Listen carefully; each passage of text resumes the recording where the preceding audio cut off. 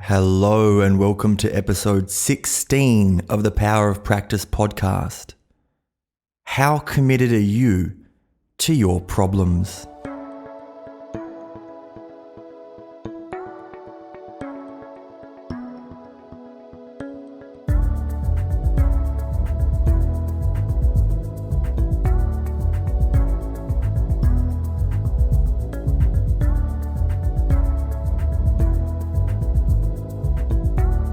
Welcome to the Power of Practice podcast with Matthew Tweedy. Discover how to leverage the potential of your unconscious mind so you can create an abundant and empowered existence. Here's your host, Matthew Tweedy.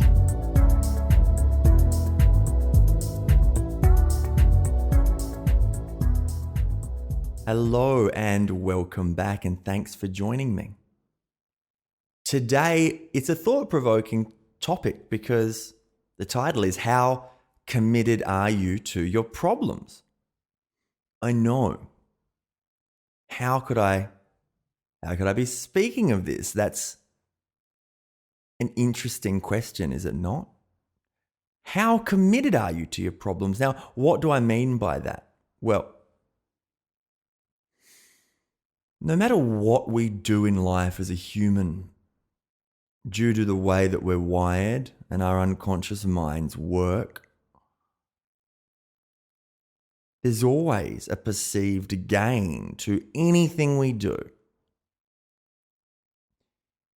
Any behavior we do, whether it's a constructive on the surface or destructive on the surface, there's always a perceived benefit to doing that thing. And doing that thing could be a behavior like a compulsion, such as eating too much or drinking too much or smoking too much.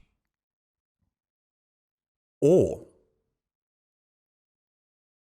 it could be an unresourceful pattern, such as doing anxiety or doing depression or doing an obsessive compulsive behavior. Or it could be something like having a major phobia, a fear of public speaking, a fear of flying, a fear of heights, a fear of needles. These are all common phobias that I'm sure you've heard of before. So, what do I mean by commitment? I hear you asking. Well, there is energy that has been invested into these things. These things do come about from some perceived benefit, something that we're getting out of doing this. I'm going to give an example, and I'll slice it both ways in the context of drinking alcohol, because most of us can relate to it. I'm not the alcohol police. I don't mind to have a drink with friends on the weekends and things like that. So, and can be fun. Though, from time to time I see clients that have issues with this. Issues by their own definition, not by mine. They've come and seen me, particularly because they don't feel they've got control of this pattern of behavior. So if we look at this on the surface and look at it from a constructive or still on the surface beneficial reasoning or drive as to why someone would want to do that. Well, they might be in a situation where everyone's drinking and they want to be involved and connected with people, and they can get that perceived connection and even a true connection, perhaps, through doing that behavior of joining in on drinking. Another example of that might be it loosens that person up. It allows them to feel a little bit more relaxed, more uninhibited. And that again feeds into the benefit of, joining in, being part of the group, the team, so on and so forth. Perhaps someone, they feel more confident, or at least they think they feel more confident when they're drinking. So, they can say things that maybe they wouldn't, or they could talk to people more openly, or more directly, or whatever that might be. So there's a short list of perceived, quote unquote, constructive benefits. Now we can look at the flip side of this. Benefits that aren't so constructive, but they're still benefits. And of course, these feed into, you'll certainly see connections between these and the first set of what I labeled constructive. Nonetheless, it's a different way of filtering, and not everyone would look at these in the exact same manner. Example, I don't have to worry about what people are thinking about me when I'm drinking. Like when I drink, it's almost like, all of the noise fades away, and I don't have to hear that internal critic, for instance. So there's a reason. Not as constructive, but it's certainly a benefit. Or some people might say, I just don't, there might be company that I don't want to be with, and it makes it more bearable to be with this particular group of people. Again, a benefit, although not totally constructive, although, it does provide some level of comfort. So now we're moving into a territory where you can start to see the spectrum of any kind of pattern of behavior. Does it make me feel good or better, or does it just make me feel not as bad? They are all benefits.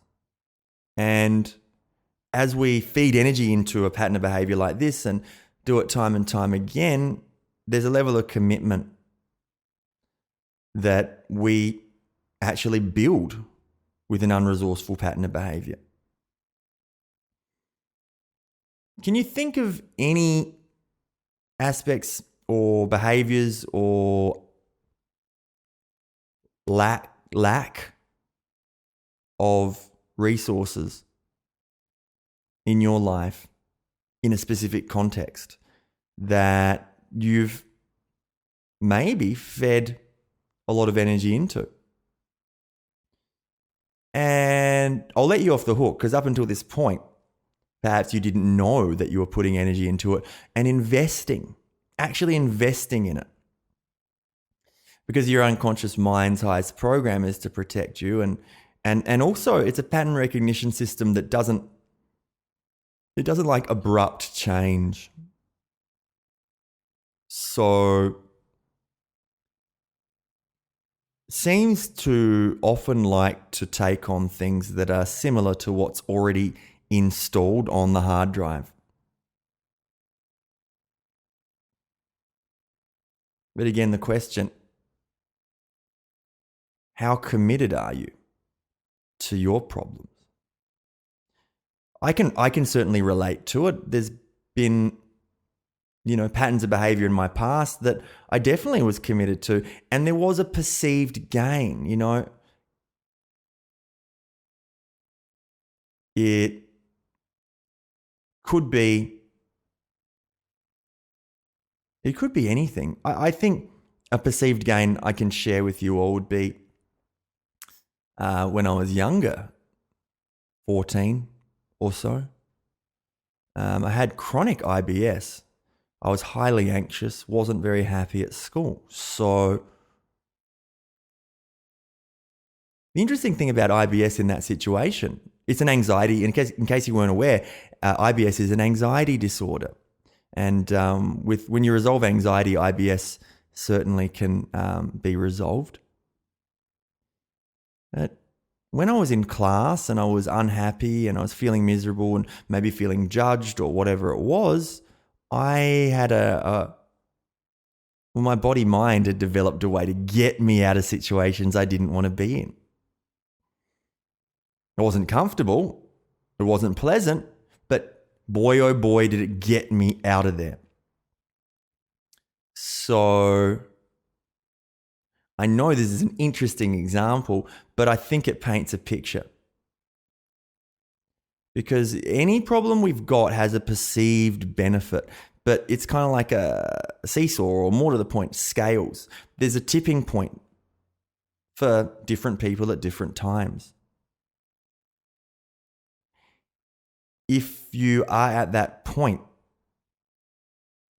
that the perceived benefit of the problem doesn't seem to weigh up anymore, you're at threshold, which is great because that means you can actually change it. See, often it's the case that if the perceived benefit, if you're getting a benefit that you think is bigger than letting it go, you just won't do it. But when you reach that tipping point, now you can make profound change. It's really about awareness. And that's really what this is all about. Asking yourself those questions. How committed am I? When is enough enough? Have I outgrown this old pattern of behavior? And can I see benefits beyond it that far outweigh not letting it go now? Thought-provoking indeed. Think about it. Is there anything there for you inside that you're ready to change? Because we can keep developing and moving forward. This is Matthew Tweedy. Matthew Tweedy Hypnosis on Facebook. The website, of course, Instagram. The Power of Practice podcast. Make sure you subscribe. This is Matthew Tweedy saying, ciao for now. Keep growing and evolving.